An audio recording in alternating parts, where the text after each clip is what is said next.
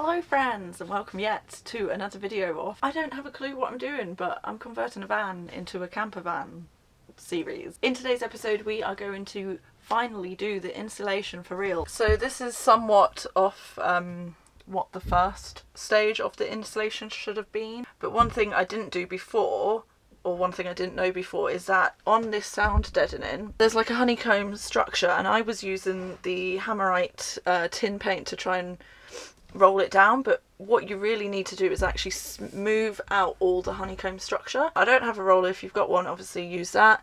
I've just been using the back of a spoon, which has been working quite alright. So literally you just go like that. It takes a lot of effort, but eventually you can like get all the honeycomb kind of structure, whatever it is, to be quite smooth, and supposedly that means that the sound deadening works a bit better. But yeah, like I said, I don't really know if it's any good at all. I don't know what I'm doing. I think last time that you saw the van, or last time I did the insulation, I mean the first time, I was putting up like the fluffy like this fluffy stuff. I was just going to put it there and I said that would be fine, but I'm not doing that. I'm not happy with that. What I've actually done is I've made a template just from cardboard, kind of fits in there like that. This is a few different bits of cardboard. So what I suggest you do, here I am teaching people stuff I don't even know about, get some cardboard, cut it like a rectangle, and then when you press it in to like these corner bits, you can just kind of get a pen or even just a knife and cut round there. So I've got the corners, like that's a really nice corner, and then that one fits in there. That's a good template for that side. I used my favourite tool, the jigsaw, to cut the foam board. Here we are. Lovely corners, all nice and rounded. Doesn't look that great on video, but it's pretty good.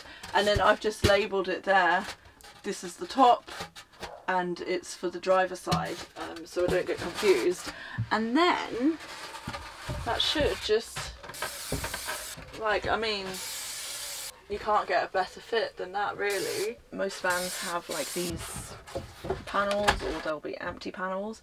On mine, because it was a fridge van before, it was pre-insulated, I've actually taken off these rivets, whatever, and I looked behind here and there was like some kind of similar stuff to the recycled plastic stuff, but it looked more like wool, I don't know. So I've just decided to leave that how it is, because if it was good enough for the fridge van, it will be good enough for me. And then of course I've still got the, I guess that was just the factory issued like sealant here in the doors. And then one big crevice was this panel over here. And also another area that most people forget about is of course the cab area, because this is where you're going to lose most heat or gain most heat depending on your weather conditions. All I'm going to do is I'm going to put a curtain up here for the time being. You could also peel back this and insulate there, because I do want to make a shelf, but that's going to be a job for another day. Again, if anyone's got any tips for that, please let me know. Please help me, somebody. Yeah, I'm just going to focus on insulating in here for now. What I've done here with this crevice is I've managed to get all the random blocks. These were all just like pre-cut like that from, I think they were like packed in the wheel arches and stuff before, and I've just managed to, like a game of Tetris, put them in there. I'm stuffing in this stuff in because I've got loads of it left over now. I know you said you shouldn't stuff it in too much, but it's better than nothing. Looks quite snug, that. And then also I think that's better for, yeah, look, you can't hear the squeak anymore, so that's kind of sound deadened it, whatever that even means. Now it's time to just put this stuff all over, and supposedly you're meant to, that will do, supposedly you're meant to make a vapour barrier from it. I'm just going to go for it.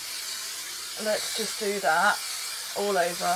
Later on, because I'm not even going to put the wood up for quite some time, I can just drill through this stuff into Like, I'll be able to find the metal still, it'll be alright. So I'm just taping up all the joints on the Reflectix now. I'm just doing it because it's what everyone does, but I don't really... Where's it even gone? I don't really understand how you're meant to make a complete vapour barrier, because I know for a fact there's gaps in my vapour barrier, whatever it's called, in the floor. And then doing this with the foil tape, even if you do make a complete vapour barrier, on a day like today, there's moisture in the air. So like, how are you meant to, you know, like, unless you do this in a completely like sealed vacuum, I think you're always going to have vapour within the thing, inside. So do what you want, you know, do what you want. If you want to make a vapour barrier, if you don't, see how it goes. I've heard, I say heard, like I've watched videos, I've read things from people who did, who didn't, and you know, some of their vans get rust, some don't. My van was quite fortunate and never got rust. Maybe it's just a rust-free van, if there's such a thing.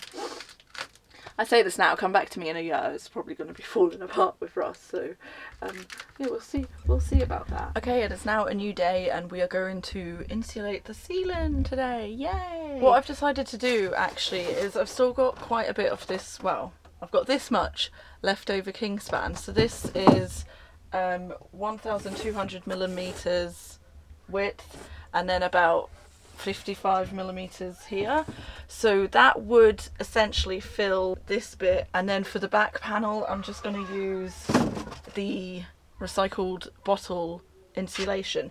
The reason for that is because the price of this bloody kingspan at the moment is £43 in wicks for the 25 millimeter thickness, and they only sell it in the big size 1200 by 2400 millimeters. And I don't need that much. I need like a quarter of that, but they don't sell it like in smaller sizes. So I just don't want to spend £43 on something that I'm not going to use all of. And then at a later date, like, I can keep looking on Facebook Marketplace for offcuts, because people who do van builds end up with offcuts like this, and they sometimes sell them for really cheap or just give them away. So hopefully one day I can find a 25 millimeter thickness one. And the reason why it's 25 millimeters thick is because this roof strut, is that what it's called? It's about 25 millimeters thick. So I want to put the board here and then it will be flush with the roof strut thing. You know, I could use a thicker board, but then I'm losing headspace, and every millimeter counts at this point. So I've just trimmed 10 millimeters off the board. So now hopefully if I just slot it in there, that's just a perfect fit. So that width across is 1100 millimeters, 110 centimeters, and it can fit here, or maybe is it too small back here? No, it could fit in the back panel too, so I don't really know which one I'm going to put it on. It doesn't make a difference, but then the other gaps is going to get the recycled plastic, I guess. And yeah, I'll just wait until I can get some more kingspan for free, because £43 is too much for me. I've got to spend all my money on diesel these days. It would be probably best to do this not in your van, because obviously the glue is going to go everywhere. But at this stage I'm like, you know, anything goes. So I think we'll go with the back section first. Now I just have to hold it here for 5 hours. Another thing that you can do is get these stick pins, which is actually what you're meant to do for ceiling boards.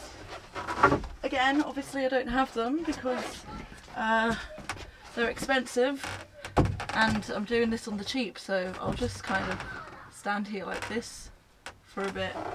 Obviously you can get like something to prop it up. Okay, so I've just got some an upside down broom and a plank of wood to hold that in place. And then this is pretty much the last of the leftovers, so that can go just there. Now my ceiling looks really cute and patchworky, but it is insulated. The final stage of this ceiling part anyway is to put the Reflectix back up, and this is the piece that I pre-cut from when I went to Wales. I think it's best if I work from the back, working my way forward, so I've just stuck up that piece, and then I'm just kind of gonna not glue it again, not glue it too crazy, but just every so often I'll spray a line of adhesive. So I've just taped up the joints all along the back, all along the sides.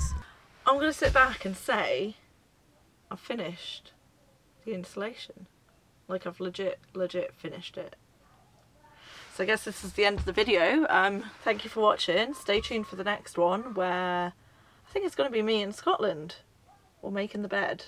The next step in the conversion will be making the bed, and then I'm going to go to Scotland. So yeah, stay tuned for those videos. Click subscribe, click like, do whatever you want. Thank you for watching. See you next time.